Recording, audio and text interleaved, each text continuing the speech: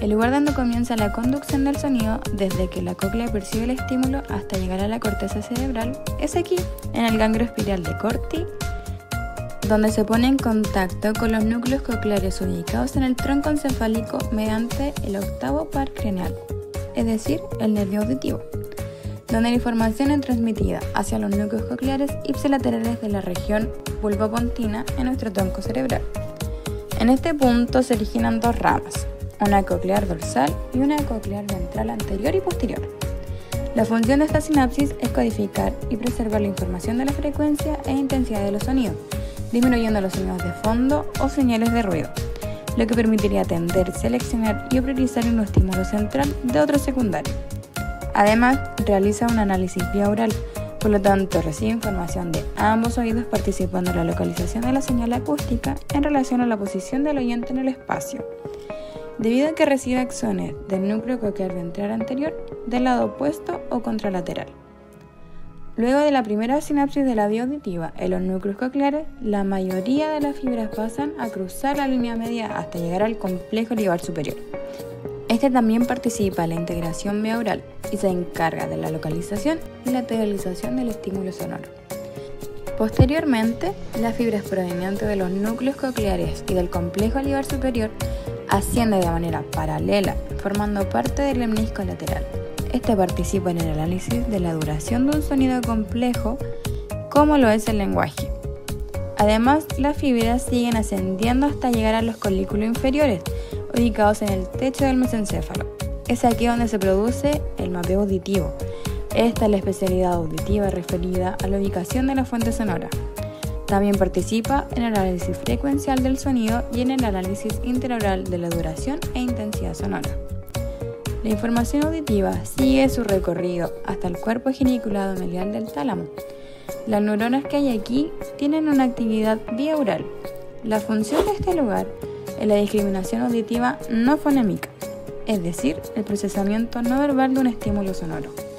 También participa en el proceso de diferenciación entre los patrones acústicos del sonido en sus aspectos de frecuencia, intensidad y duración. Finalmente, las fibras auditivas se dirigen hacia la corteza auditiva, que como conocemos está ubicada en el lóbulo temporal del cerebro. Esta tiene como función el reconocimiento de patrones auditivos en aspectos temporales de la audición y desempeño auditivo con señales degradadas. Específicamente, la corteza auditiva primaria, que corresponde al área 41 de Brodmann, es la encargada de la identificación definitiva de las características del sonido. Además que la corteza auditiva secundaria, que corresponde al área 42 de Brodmann, participa en la localización tridimensional de la fuente sonora y análisis de sonidos complejos. Por último, la corteza auditiva terciaria, o también llamada de asociación auditiva, que corresponde al área 21 y 22 de Brodmann, cumple una función de análisis e integración auditiva con la de los otros sistemas sensoriales, permitiendo así la interpretación de los diferentes sonidos y el procesamiento del habla. La última.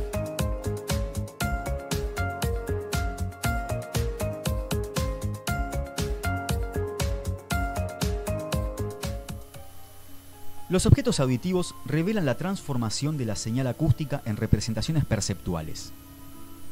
Del mismo modo que la información proveniente de otros canales sensoriales, la información auditiva sigue dos caminos luego de llegar a la corteza auditiva primaria. Estos dos caminos se denominan vía ventral y vía dorsal. La vía ventral está vinculada con el reconocimiento de los objetos auditivos, esto es, el procesamiento del contenido, la identidad y el significado de los estímulos. Comienza en el core de la corteza auditiva primaria, que proyecta hacia la porción anterolateral y mediolateral del cinturón de la corteza auditiva. Estas regiones envían información directa e indirectamente hacia la corteza prefrontal ventrolateral. La vía dorsal, en cambio, está implicada en el procesamiento de la localización de la fuente sonora y en la preparación de las respuestas motoras que se producirán ante esos estímulos sonoros, incluso en ausencia de reconocimiento de los objetos auditivos o en ausencia de percepción consciente.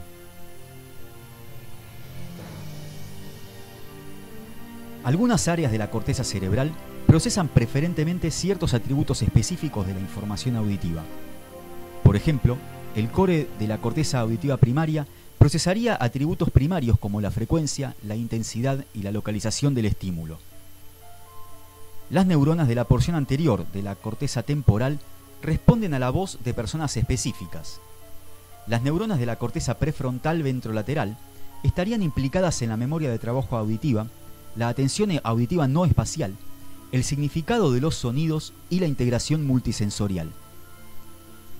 Si bien una parte importante del procesamiento de los atributos de los estímulos ocurre en la región del core de la corteza auditiva primaria, los aspectos del procesamiento vinculados con el lenguaje recién comienzan a partir de la corteza prefrontal ventrolateral.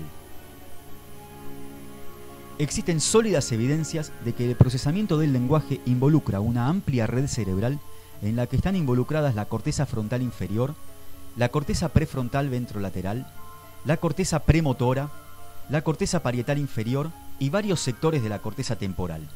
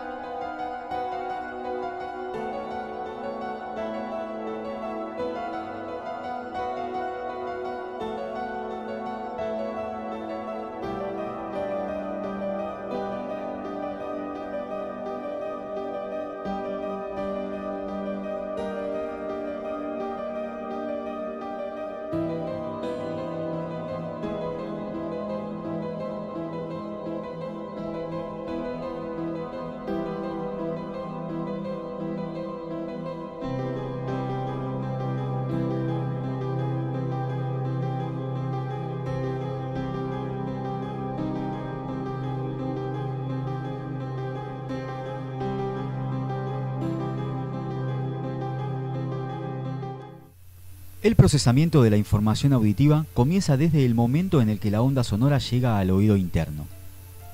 Es muy importante aquí diferenciar los distintos niveles de procesamiento que intervienen. El conjunto de mecanismos que permiten la detección de un estímulo se denomina sensación. La percepción, en cambio, implica un proceso creativo del cerebro por medio del cual logramos una interpretación de ese conjunto de estímulos que fueron sensados.